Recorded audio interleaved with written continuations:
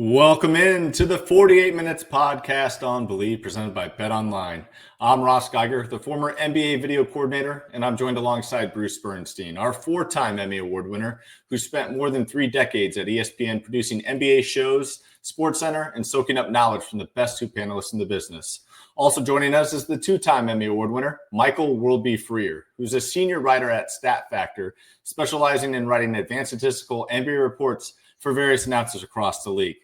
This is episode number 151, the Keon Dueling episode, as the former vice president of the National Basketball Players Association wore number 51 in 2012 as a member of the Boston Celtics. And I'm sure, Bruce, there's no way that you forgot about that. Yeah, I think he finished up like 1,047th on their all-time scoring list. So, I mean, he had a nice run there. Absolutely. Yeah, that was a quick cup of tea there for Keon in Boston, but nonetheless, he gets some love here tonight. Well, let's jump right into things here, fellas. And I thought it would be fun to do a realistic expectation show for each of the top 6 teams in both conferences. When it comes to the start of the playoffs, which can't come soon enough, in my opinion, given kind of the last couple of weeks in the league, what are our realistic expectations for each team? What would be defined as a disappointment for each team, or maybe on the flip side, a successful postseason run?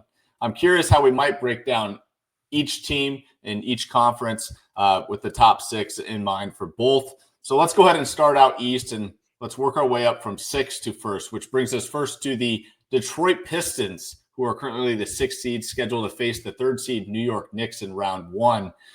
Bruce, I'll start with you on this team. This has been your squad almost all year.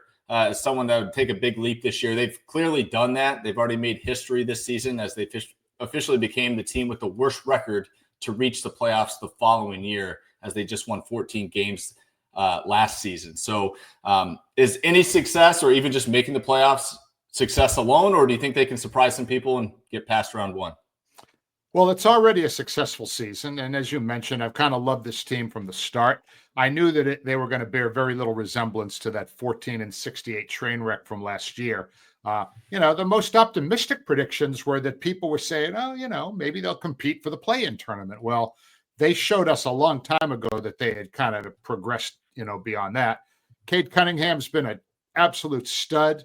I think he's going to win most improved player. I predicted at the beginning of the season. I'm sticking with it. They have these active bigs, Jalen Duren and Isaiah Stewart, physical big guys. And the reason I thought they would do so much better this year were the veteran guys that they brought in. Tobias Harris, Tim Hardaway Jr., Malik Beasley, who's been killing the league with his three-pointers, and later on, Dennis Schroeder. All these guys got playoff experience. So, yes, it's already a huge success. Coach J.B. Bickerstaff is a Coach of the Year candidate. And if they could somehow knock off the Knicks if they stay in 6th, or the Pistons if they move up to 5th, and get a crack at either the Cavs or the Celtics in round 2, I will say it's the most successful Pistons squad since the 2008 team that made the Eastern Conference Finals and lost to Boston. Yeah, it definitely would be. Worldby, as Bruce alluded to, obviously, Cade Cunningham made a huge step forward this year with his play on the court. Do you think he can keep that rolling when the bright lights are on, especially if it's at Madison Square Garden? Yeah, there's no real reason to think otherwise. I mean, remember a few years ago, Trae Young came in there and stole the show in his first playoff appearance there and took a series from the Knicks, and Knicks fans will never let him forget it, and nor will he let the Knicks fans forget it. So, yeah, it's absolutely possible. We saw Tyrese Halliburton stir it up last year against the Knicks. So it's absolutely possible. He's having a tremendous season. I'm with Bruce. I think he fits the qualifications for most improved player, first time All-Star, a good player with an exceptional season to get to All-Star level. There's 2 players in the league who are averaging 25 and 9, 25 points a game, 9 assists a game.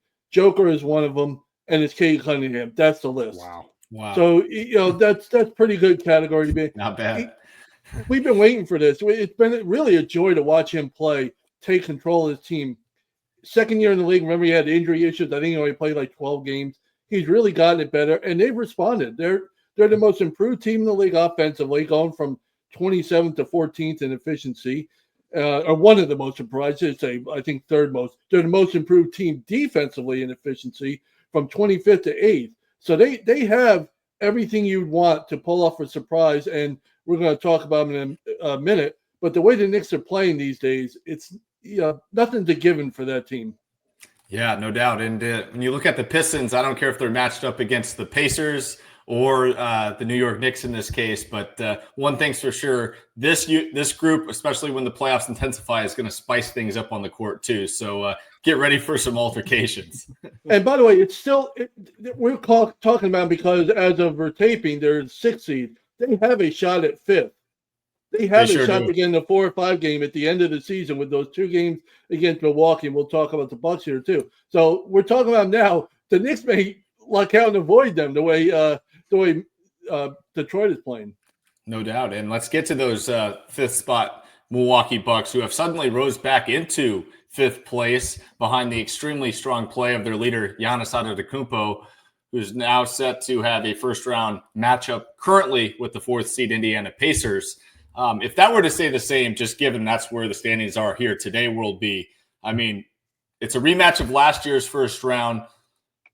If the Bucks are Dameless in that series, do they stand any chance at least having a healthy Giannis? Because that was what they missed last year. I wouldn't put it past them, but you can't look at them as the favorites in that series as of right now. The way the Pacers are playing, really more, as much as grief as I've given the Bucks, it's really more about the way the Pacers are playing. We'll discuss them in a second.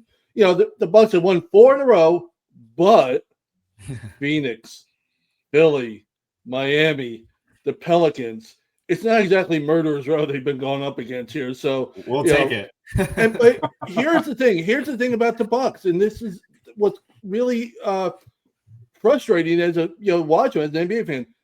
They've won 4 in a row, coming off after they've lost 4 in a row, after winning 2 in a row, after losing 2 in a row, after winning 2 in a row. There's no run in them. There's no consistency at all. Unless being inconsistent is a quality, then they're perfect there. So they've just been up and down. They've been really a mediocre team while shooting the best in the league from the perimeter. They're the best perimeter shooting team in the league. Even when Damon's out, they're still lighting it up from there. So that gives them a shot in any series, but they're just up and down. It's really hard to trust them in a series. Now, Bruce, let's be real here. With the Milwaukee Bucks without Dame right now and kind of what we've seen from them all season long, you look at this top 6, and obviously the Pistons are that 6th team.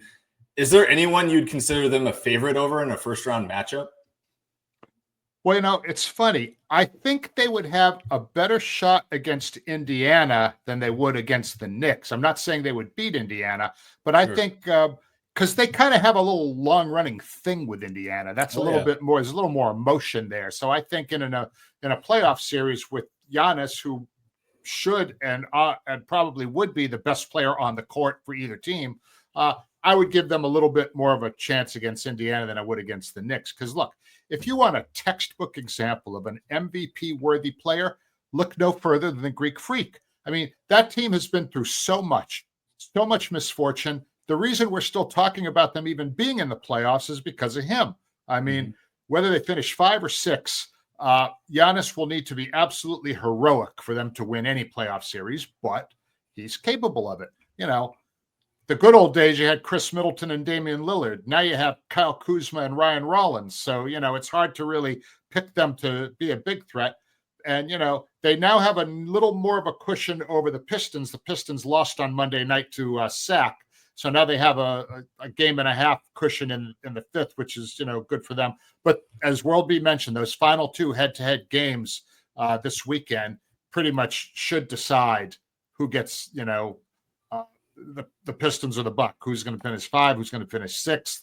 And I think their absolute ceiling at the moment is maybe winning a first-round series, but they'll be gone in the second round. And like I said, I think they'd rather see Indiana than the Knicks.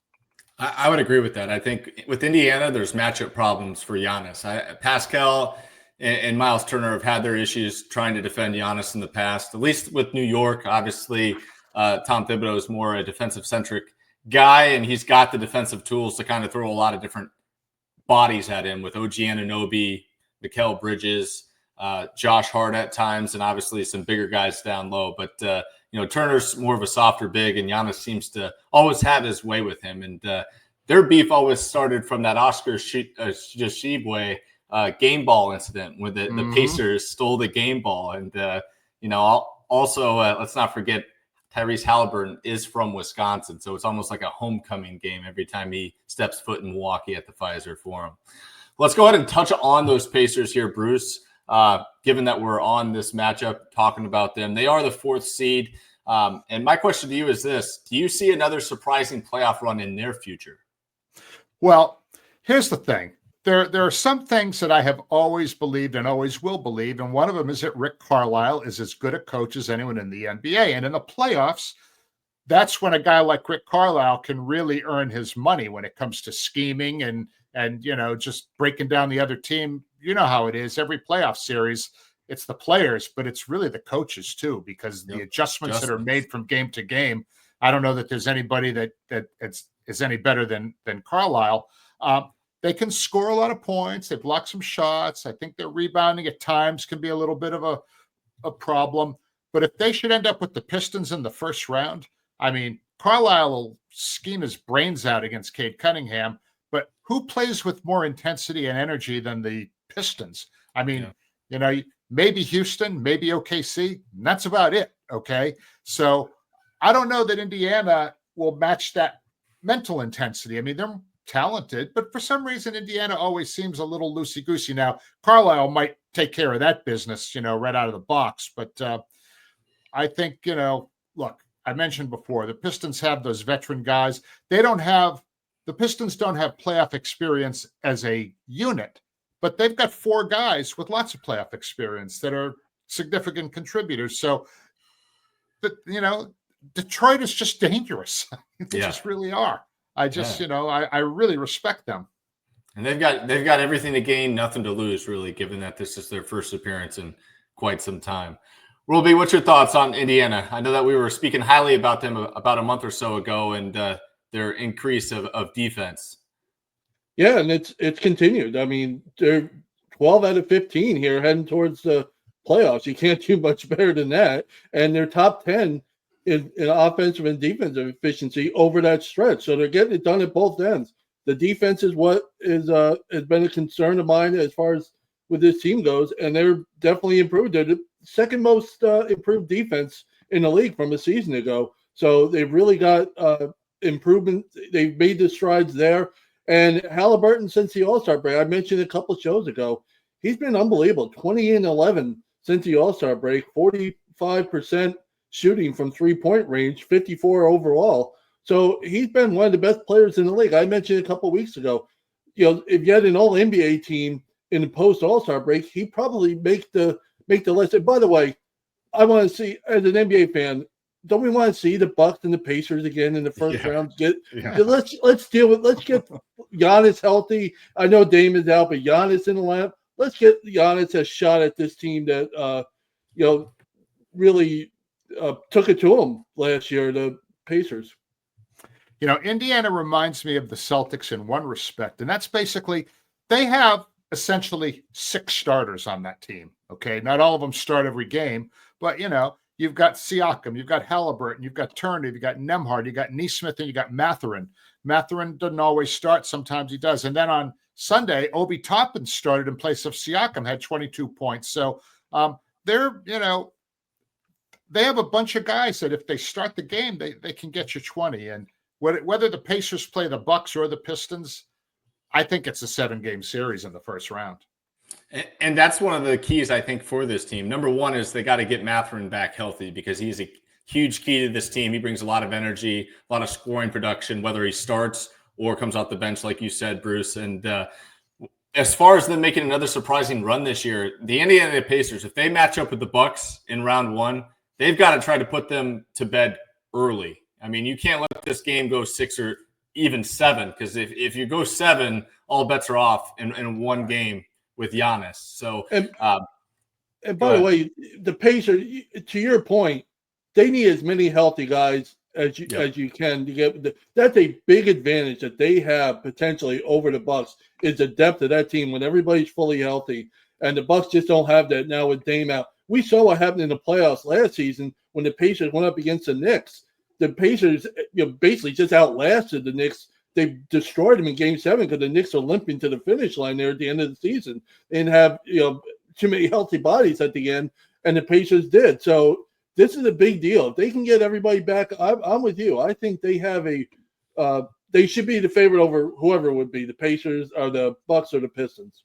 Yeah, no doubt. And World B, I just got to call you out real quick here. I know that you said it'd be a more fun series, Pacers-Bucks rematch, but maybe you're just trying to avoid a Giannis that just dropped 35 points, 17 rebounds, and 20 assists in the game last year. Maybe you just don't want him to come into the Garden. No, we've taken care of the Bucks this season. We've done very well. You watch them a couple of weeks ago. They went up to Milwaukee and took care of business up there. One of the Knicks' best wins of the season, by the way. He's going up there and had control of that game from start to finish, really. So no, I'm not. I'm happy whoever the Knicks should happen to go up against. Well, that's who we're going to talk about here next, as they are the 3rd seed. Segue. And, as previously mentioned, they'll be facing the Pistons as of now. But on Sunday, the Knicks and their fans, like World B, got some fantastic news, and that was not only that they secured a home win over the Suns, but they were treated to the return of star guard Jalen Brunson, who had missed a month with a right ankle sprain. World B, I'll turn it over to you here first with the Knicks getting their star guard back and heading into the last week of the season. How are you feeling? I was not thrilled about the performance on Sunday because they really didn't score a whole lot against and kept the game close against a Suns team that's basically mailed it in, for lack of a better phrase. However, you're trying to incorporate Brunson back in the offense. What was really good about it, Brunson, before the injury, had been very ball dominant. He'd been one of the league leaders. In fact, he is the league leader in time of possession in the NBA. That went down a considerable amount in this game here, his first game, I get it, but he still played about 35 minutes. And he didn't dominate the game, and the offense still went fairly well. OG Anunoby has been on fire lately. I mean, about 20, I think 9 out of the last 10 games, 20 points, something ridiculous like that. He didn't slow down with Brunson in the lineup. That was good to see. The next thing is their offense has really gone in the tank since the All-Star break. It could about 8 points a game less than at the break. Some of it could be due to Brunson, but it hasn't been all because of him. And here's the thing. They went and got Karl-Anthony Towns. They went and gave up a boatload for Mikal Bridges. And the way things stand right now, it's looking like another season, which would be about 25 now. It's a quarter of a century since they've reached the conference finals. This is why they brought these guys in. And I'm telling you, if they don't get to the conference finals, it's a disappointment no matter what I don't care who they're going up against. And I know they won't be favored, but it's a disappointment considering where they were. 0-8 this season against against the Thunder, Cavs, and Celtics, and haven't been close in any of them. So this is we'll see what happens at the end of this season. If they're another second round and out, assuming if they can get past the first round. Yep. Bruce? They're also 1-2 against Detroit, and they got one more game against them before the end of the season. So they haven't done so well there either. I mean, look, it's great that Tom Thibodeau's had mostly good health with his starters this year, the Brunson month-long injury aside. But my concern with this crew is the same concern I always have with this guy's teams. He knows he's in a marathon, but he sometimes coaches like he's in a sprint, and I just don't get it. I mean, I wonder, will they have enough physical and mental energy to get to the conference finals? I mean, I have my doubts. You talk about how they've tailed off since the All-Star break. Well, maybe if they weren't playing 38 minutes and never taking a night off, some of that might be help. Now, again, he's kind of been locked into that 3 spot for a while. He should have done like Joe Mazzulla's done in Boston. Risk losing a game here and there, but give Josh Hart the night off, or give, Mikal Bridges, although he might refuse to take the night off because he wants to play every game. But the point being, he rides those guys so hard in the regular season, a lot of times it looks like they're running on fumes when they get to the playoffs. And I think, we're going to see if that's the case again. They're looking at either the Pistons or the Bucks in the first round, maybe Indiana, but probably not. No, it'll be the Pistons or the Bucks. And if Detroit's New York's first round opponent, watch out. I think the Knicks will take care of Milwaukee. I'm not so sure they'll take care of Detroit. And if they do survive Detroit or Milwaukee, then they can lock horns with the Celtics in the second round. And, good luck there. Feeling pretty confident there. I like that, Bruce. We're going to talk good. about. There's good Why not? reason to. There's good reason to. By the way, you want to know what really ridiculous stat? The first game of the season back in October, the Celtics had I think they scored 145 points per 100 possessions. First game of the season. That's the Celtics' most efficient game on offense all season. And we're here in April. And that's the Knicks' worst defensive game in terms of efficiency all season. That first game set the tone for the entire season. We just didn't realize it, how much the Knicks would still be behind teams like Boston and Cleveland. Yeah, it's going to be an interesting ride for the Knicks, but they're always going to be a tough out, just given how hard they play and the experience that they've gained this past playoff round last year. I don't buy. I understand what Bruce is saying about the minutes. I don't buy into it as much as other people do. I don't think it's that big a deal. They're relatively healthy now, and they're starting to get guys healthy. Miles Bridges just came back off the bench too in that game on Sunday, so that was good to see too. They have depth. Their depth is really bad if they don't have Bridges in the game. If I have to see Cameron Payne too many more times, I'm gonna crawl under a rock here. I've had enough of that. Seeing you that don't like shot. watching that picture perfect release? I spent about 10 years as a Knicks fan watching Charles Oakley take jumpers with his shot. When I lived in Charlotte, I had Michael Kidd-Gilchrist jumpers for nightmares. I can't deal with that. You were Cameron Payne on top of everything else. Oh, good God, please. Love that. All right, Bruce. The reigning champs are the second seed out east, currently scheduled to face the winner between the Orlando Magic and the Atlanta Hawks in the first round. And before we get to the team's realistic expectations for this year, which might seem quite obvious, I'm curious to get your thoughts on which team you'd rather face. Is it the Magic or the Hawks? I think Boston would probably prefer Orlando in the first round. But here's the thing. All right. I just hope that Chicago just stays right where they are in that number 9 spot. I don't want them anywhere near that 7 versus 8 game, because I'll tell you what, the Bulls are balling right now. They're playing their best ball late in the season, and they could very well end up in that 7 spot, if they can make it up one more notch to that 7 versus 8 game, because they're playing with a lot of momentum. But look, Orlando does struggle to put up points, especially from downtown. Atlanta's a little more dangerous on offense. Dyson Daniels defending either Jaylen Brown or Jason Tatum would make life difficult for either one, but he can't guard them both at the same time. So Boston will handle either of those two teams. I think Orlando, in spite of the fact that they have more height, they can't shoot. So, I think, you need to have offense in the playoffs. You can't just do it with rebounding and D. And look, the Celtics really have been totally overshadowed by Cleveland this year. Cleveland got off to that 15-0 start. Boston, basically, the Eastern Conference top spot was decided by January 1st. I mean, when Cleveland opened up a 5-game lead on Boston and just never seemed to lose, Boston wasn't going to finish first in the East. And I think they sort of accepted that. And as you see, their road record is 32-7. So they're not really all that concerned about going on the road to win a game.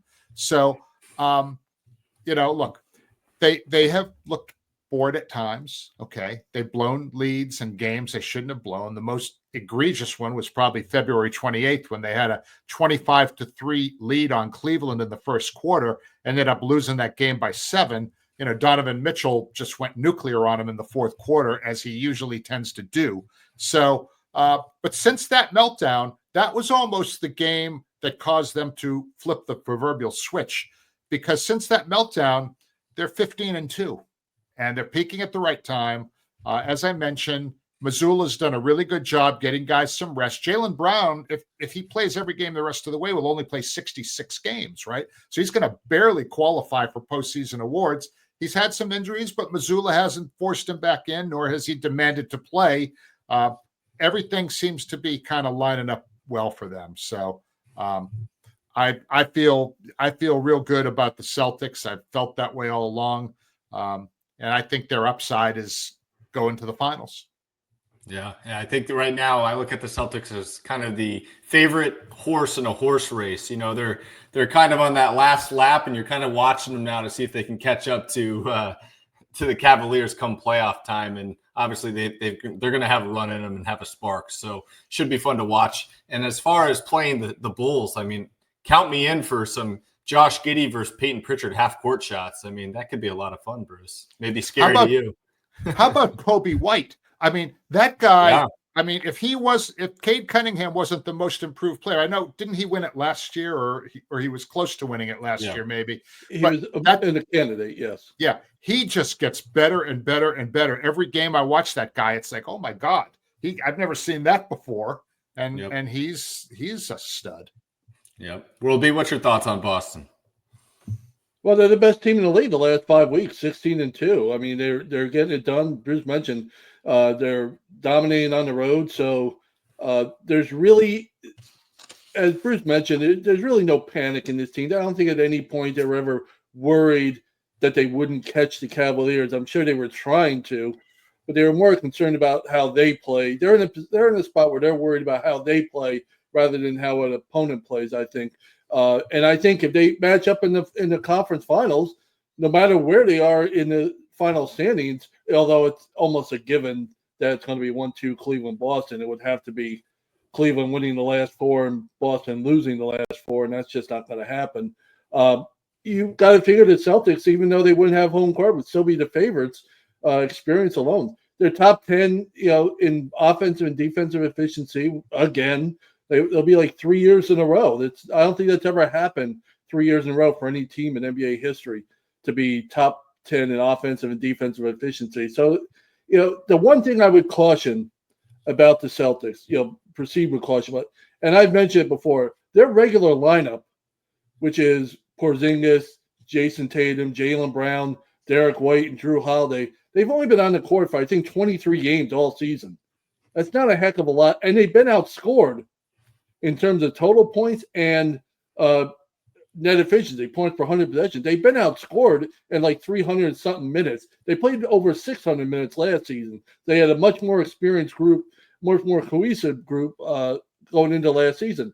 Now, when Al Horford replaces Porzingis in that starting five they're outscoring opponents by almost 18 points per 100 possessions. So it's a big deal, which adds more to the Celtics' dominance, that they can throw Al Horford into the mix and get better. That's not supposed to happen when you have a starting lineup like Boston has. And Boston's trouble is really defending the three.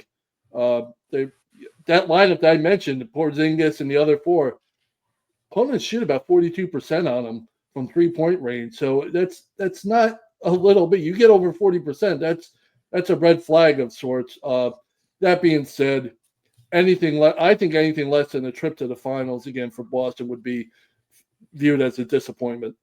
Totally would be. And I'll say this when it comes to the Celtics. I mean, it's one thing to shoot threes in the regular season and have success shooting 43% against them, but come playoff time, it's a whole different animal. And we've seen the Boston Celtics are proven to nail down their threes when it matters most. So I'll take the Celtics in that. And as the old saying goes, I think it kind of goes along with the Celtics come playoff time. Health is wealth. If they stay healthy, I mean, they're going to be a tough team to stop.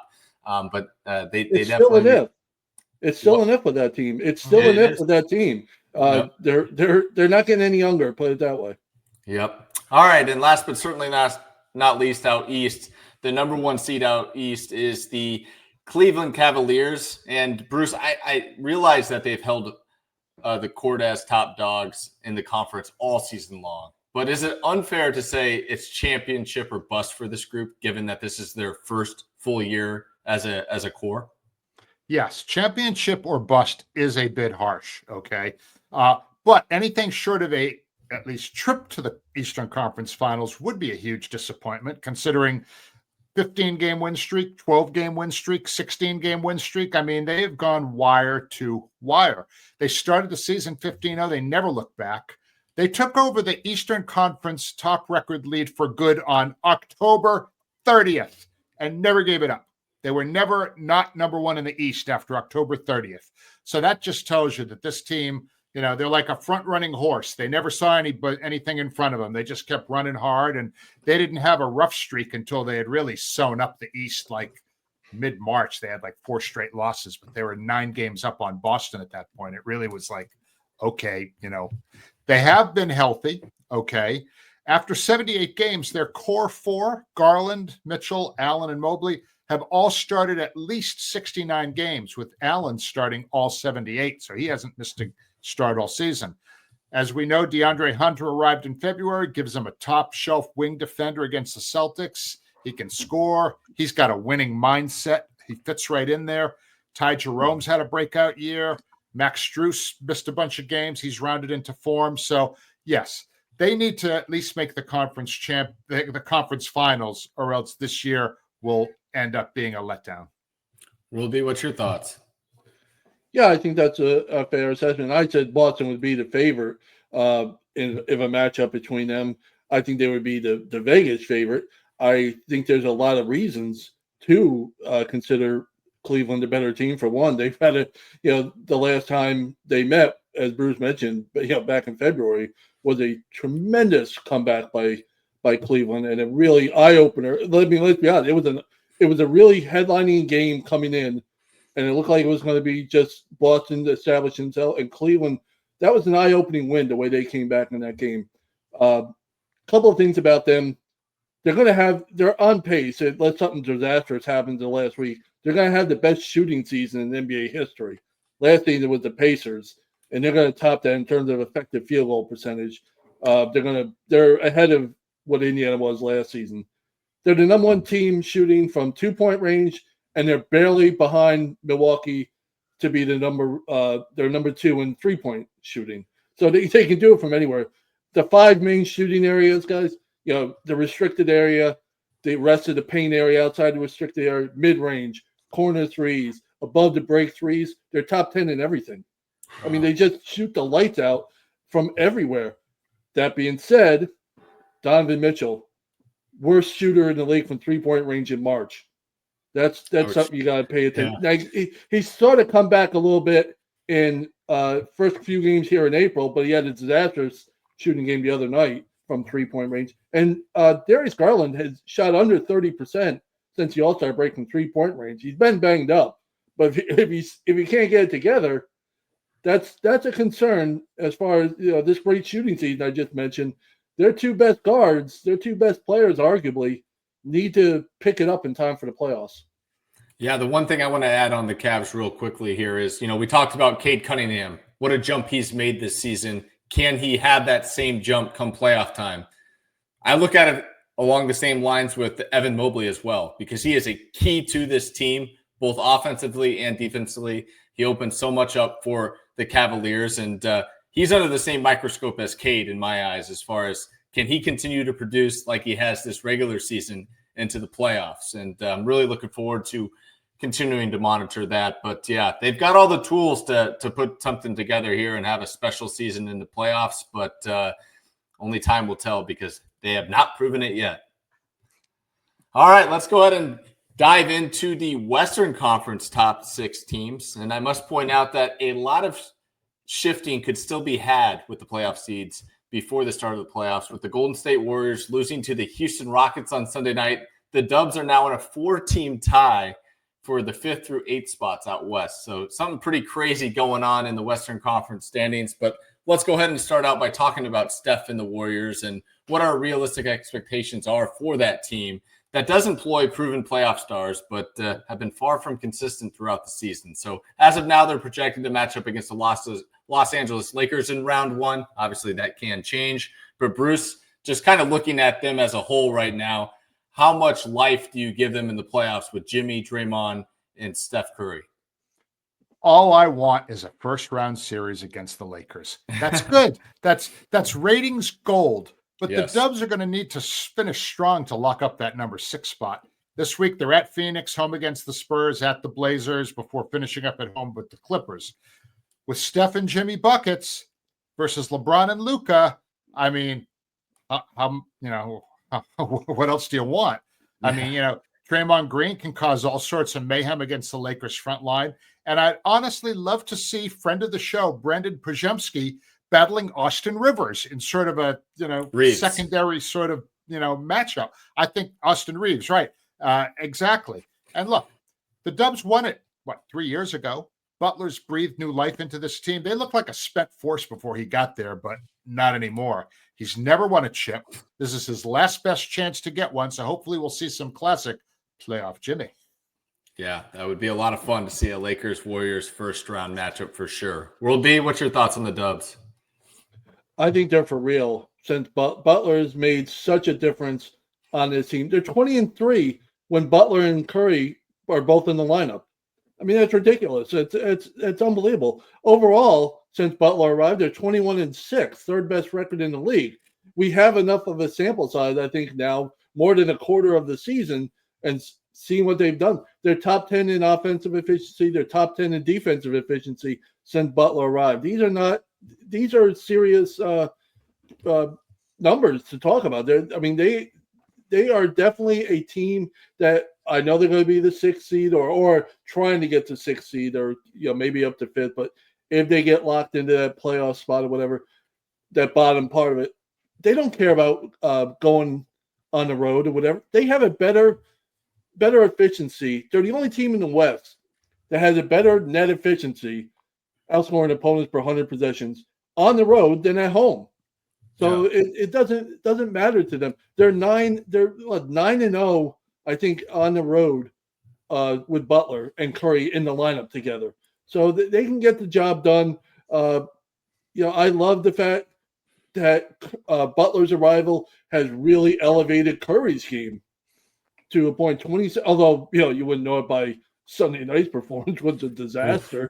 1 for 10 from the field. The only one was that long 3-pointer at the end of the half. That was it for him. So that game aside, he's really benefited from having Jimmy Butler around. Doesn't have to create his own shots anymore. I mean, he's really getting most of his points, almost 65% off assists. So he's working. He doesn't have to create by himself anymore, which is another thing, because even though Butler's been a disaster shooting the ball outside the restricted area since he came there, but he's really helped facilitate the offense. And I'll tell you what, if I get a nice Curry, don't have to do everything myself against an opponent, look out. Yeah, that's the biggest thing with this team for me is the fact that can they not wear down? I just see these stars kind of wearing down throughout the course of the playoffs, given how much usage they're going to have in order to stay competitive out west with the amount of strong teams that they're going to have to face to get anywhere in the rounds, round by round. But speaking of wearing down or lack thereof, let's talk about the Los Angeles Clippers. Have been playing much better ball as of late with the help of Kawhi Leonard, who just played in his first back-to-back games, which is a big deal for him. He's returning to form, and he was just named the NBA's Player of the Week in the Western Conference. So they're projected to face the 4-seed Denver Nuggets in round 1. Bruce, what are your thoughts on the Clips heading into the playoffs? Again, another team that's peaking at the right time. Since March 5th, they're 14-3. But as you mentioned, more importantly, Kawhi Leonard looks like that guy again. That guy has won Finals MVP twice, has a couple rings. So you have to, this is his time. He's been building. His minutes have been going up. He looks ready. And look, Leonard, James Harden, Norm Powell, they're all averaging more than 21. Ivica Zubac is just quietly averaging more than 16 a game with 12.5 rebounds. He's third in the NBA in offensive rebounds. So he get with just under 4 games. So he gets those guys second chances.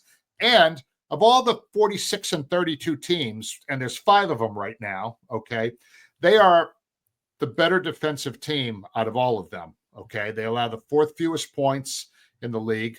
And when it comes to their record against those other 46 and 32 teams, they're 8-2 versus Denver, Golden State, and Memphis. But strangely, against Minnesota, they're 0-3. Oh, wow. Interesting. Good point there. Yeah. World B, what's your thoughts on the Clippers as we gear up for the playoffs? We talk about Detroit and we've talked about Cleveland, surprise teams and all that.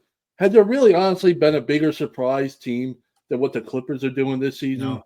Honestly, No. I mean, you could argue Detroit, and that's fair. But I mean, we thought the Clippers were going to be they were the laughing stock before the season. They had That's nothing. Kawhi was not even a thought of even playing. It was James Harden and anybody else.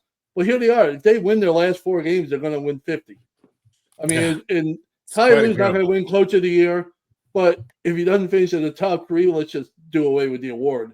I mean, they're 11-2 in the last 13. The only losses, 2 points to Oklahoma City and 5 points to Cleveland.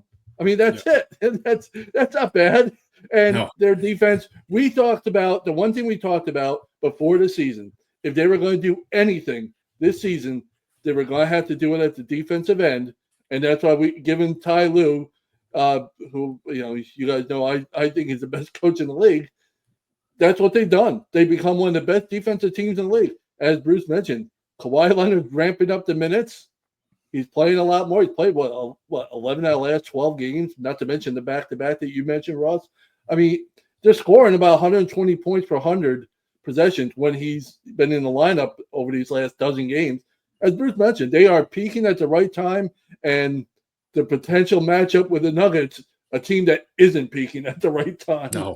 No, and that's the matchup I kind of want to see because given the Clippers' strong defense, I want to see the Joker go up against that, see if he can pick it apart. I think he's going to have a hard time doing that, especially you look at the off-ball defenders that the Clippers have and Amir Coffey, Nicholas Batum. I mean, I think those guys are savvy enough to not be baited into backdoor cuts and off-the-ball movement. And Zubac and Joker would be a fun battle on the boards as well between those two big guys. But let's go ahead and talk about the 4th seed Denver Nuggets. Out of all the potential first-round matchups in the playoffs, this series to me would be one where we kind of have 2 dark horses scoring off against one another because whoever won this series, obviously if Denver was able to get past the Clippers in round 1, I think they'd be riding some good momentum and obviously have some success on the offensive end of the floor, which they've been struggling with here recently. But where do you stand on the Nuggets, Bruce? Because we can never count out the Joker. No, but they're reeling, no question about it. I mean, 4 straight losses. Jamal Murray's missed the last 5 games. Denver's 1-4, and they've been sinking in the West. He'll miss the final 4 regular season games too. Michael Malone already said that. So at the rate things are going in Denver, it might be the play-in and not the playoffs if they can't stay, at that, 6th spot or higher. And it's by no means guaranteed. Joker's the Rock. It all rests on him. But you got to give a lot of credit to Christian Brown, who's really advanced his game a lot this year. He's really stepped up. He's blossomed. But these guys, they're not such a great defensive team. They're 24th in points allowed. Their saving grace is their rebounding. When they do get a stop, they're pretty good at controlling the defensive boards. They tend to grab them. And I never underestimate a recent champion like the Nuggets. Right now, it's hard to assess their ceiling since they could finish anywhere from 4 to 8. And like I said, if that means the play-in tournament, it's like, Jamal, I hope you're a quick healer, bro. Yeah, seriously, they can't be without him. World B, what's your thoughts? You buying or selling on the Nuggets? At this point, I'm selling. There's no reason to buy on them.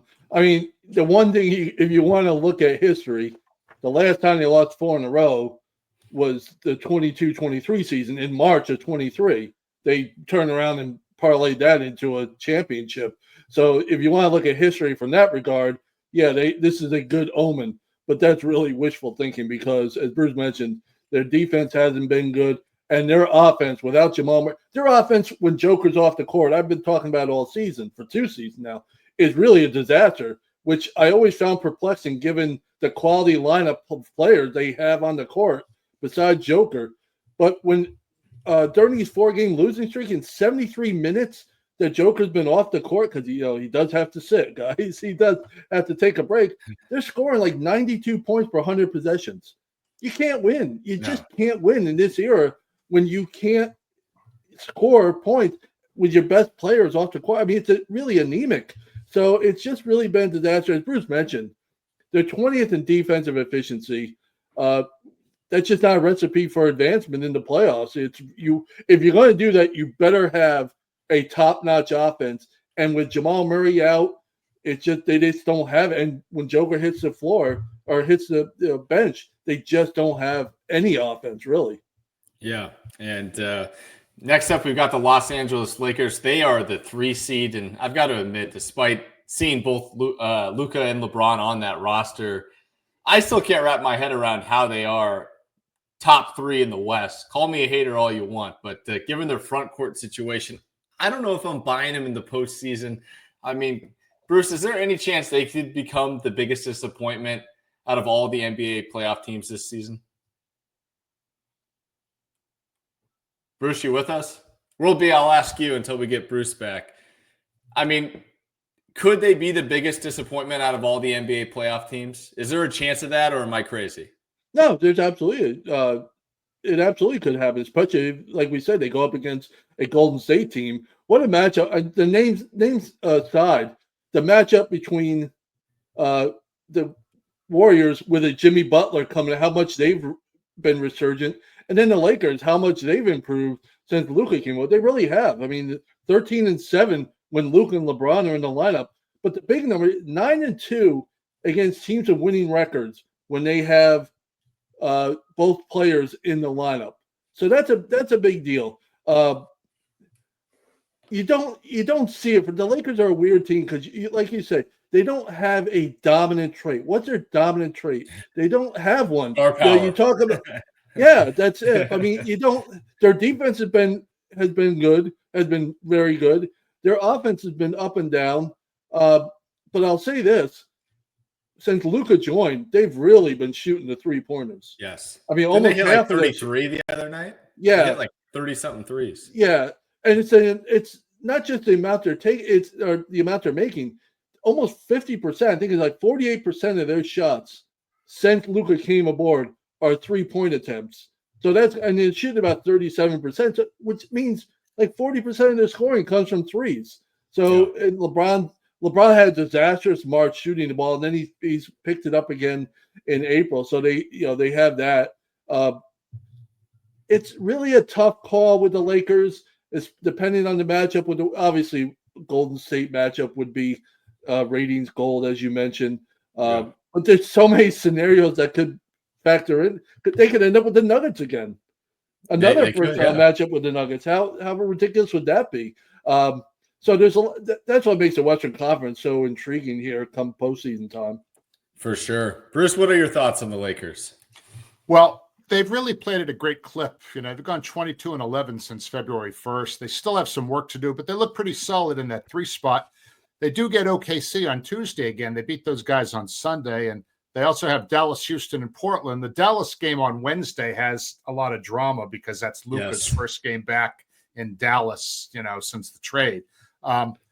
Look, as great as LeBron and Luka have been, so much is expected of them, but Austin Reeves really makes this team dangerous. I mean, they still lack a space eater in the middle on defense who can block some shots like AD used to do for them. But, maybe Jackson Hayes can step up. Look, I said earlier, I mean, I'd love to see them play Golden State in the first round. That would be amazing. Yeah, not only is that Luka's first return to Dallas, but I believe that's AD's first game against the Lakers as well, which should be a lot of fun if he's healthy and ready to go. Now, next up, we got the Houston Rockets. They are the 2nd seed, which is honestly kind of hard to believe because I get that they've got the depth of young talent with this team, but let's not forget this is a young team that fell just short of even making the play-in tournament just a season ago. So kind of just given their lack of experience, they're kind of in the same boat as like the Detroit Pistons, if we're going to call it what it is. I mean, so where do you see Ime Udoka taking this team come playoff time, Bruce? Well, it's funny. We're recording this on the night of the national championship game in college basketball. And when I watch the Houston Rockets play, it reminds me of Nolan Richardson's Arkansas Razorbacks, the 1994 NCAA champions, whose style of play was described as 40 minutes of hell. Well, Ime Udoka's team gives you 48 minutes of hell. Jalen Green is a scoring machine, like the rhyme there. Alpi Şengün's a poor man's joker with his double-doubles almost nightly and good assist numbers. Amen Thompson brings a little of everything. Dylan Brooks, Steven Adams, muscle and intangibles. Fred VanVleet, kind of a Kyle Lowry sort of presence on a young team. So, yes, Winning 50-plus games is a huge achievement. It's the 4th straight year they've improved their record. They look a little bit like OKC did last year, almost ready to win big, but maybe still a year away. So, yes, I mean, their final 3 games are all tough. And look, because of that lower echelon teams in the West, they're going to finish with the 2 seed. They could end up getting a hellaciously tough opponent out of some of those teams. I mean, look, the level of competition for the number 17 in the West means that this Rockets team could get pushed really, really hard in the opening round, and losing would not be a shock. Not at all. World B? Well, it's funny. Before the weekend, Houston won, 13 out of 15. And wow, they're on a roll. And then you look at the schedule. Well, they beat the Pelicans twice. They beat the Jazz twice. They beat the Magic twice. They beat the Suns. They beat the Mavericks, the Bulls, the 76ers, the Heat. It's not exactly a who's who of opponents they've had to go up against unbelievably during this run. And then this weekend, they go and they beat the Thunder and they beat the Warriors in Golden State, both by double digits. Those are telling things. Sunday's game was even more so because they held a really hot Warriors team under 100 points in their own building. So that was a telling set. That's another one of Bruce's teams here, the Rockets. Yeah, I got to give Bruce the credit. Between the Pistons and the Rockets, he's really hit the he nailed it. He nailed them both. Yeah. So he gets props for that one. There's a lot to like about him. It starts with their defense, and as long as Jalen Green is playing better offensively, shooting better, at least shooting mediocre would be acceptable for Houston, I think. Their defense gives them a shot in these games. I don't know if they have enough to advance really past the conference semis. Yeah, and I know I mentioned the Pistons as a comparison since both these teams didn't make the playoffs last year, but much like the Pistons, expect some altercations as well, given some of the guys that the Rockets employ on their team. It's definitely going to be a physical and feisty series. Now, last up, we've got the Oklahoma City Thunder, who have been the league's top dog all season long, with the exception of the NBA's in-season tournament. This group has yet to make their first finals appearance, but should their season still be considered championship or bust, given their overall dominance throughout the 82 games in the regular season? Bruce? I would say Western Conference champions or bust. In the finals, as great as they've been. All bets are off. Yeah, exactly. I mean, that's that. But all you need to know about this team is that their longest losing streak of the year was 2. It happened in mid-November, and then it didn't happen again until this past weekend. So they have just been ultra consistent, wire to wire, just like Cleveland in the East. 16-3, and they locked up 16-3 since March 1st. They locked up the best record in the West around Christmas Day, okay? And after that loss on Sunday to the Lakers, they still have a 2-game lead over Cleveland for the best overall record, so they're probably looking pretty good there. But on Tuesday, they get the Lakers again. And, that will be interesting to see if they will have a 3-game losing streak or whether they'll kind of handle their business against the Lakers. Look, SGA is going to win the MVP. He just is. I know Joker's deserving, but SGA is going to win. Chet Holmgren and Isaiah Hartenstein anchor their defense. Jalen Williams, Lou Dort, badass defenders on the perimeter. And as I said last week, I think, watching that crew play defense is like watching a power play in hockey. Looks like it's 6 against 5, okay? Their rebounding used to be suspect, but Hartenstein fixed that. Barring a key injury, I'll be astonished if these guys don't come out of the West. Yeah, me too. World B? Yeah, I mean, I think it would be a disappointment if they didn't come out of the West. Given how, which is saying something, as you mentioned, given how competitive the Western Conference is. But they've been clearly the best team in the league all season. They were pushed at times by the Cavaliers, and the Celtics may be playing the best right now, but that's really because even though they're playing a lot of regulars, they've kind of taken their foot off the gas here. Oklahoma City is. There's no other explanation for losing the last 2 games the way they've lost. Even though they've had the players there. Hartenstein and Holmgren in the lineup together starting has been unbelievable. The biggest deficiency for this team, we thought coming into the season, was rebounding. And when Holmgren was out and Hartenstein wasn't there, they were just getting beaten like crazy on the boards. Now when they're back in there on the court together, they dominate the glass. It's like the last thing missing from this team that's about as complete as you can get offensively and defensively in the league. They're going to finish, barring something really unforeseen, with the best point differential in NBA history in the season.